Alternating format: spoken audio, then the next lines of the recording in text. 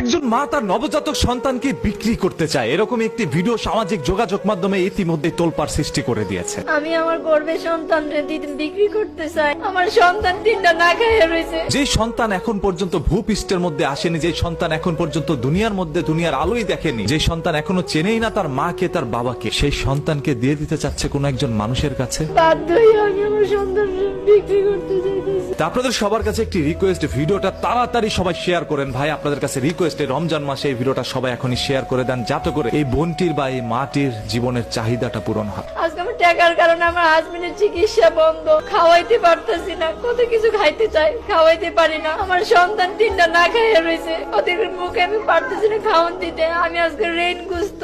আমি আমার গর্ভের সন্তান বিক্রি করতে চাই। আমি যদি এমন একটা পরিবার পাই যে আমার হাজবেন্ডের চিকিৎসা করাইতে পারবো, আমার এই 3টা সন্তানের দায়িত্ব নিতে পারবো, কিছু অ্যামাউন্ট দিব বা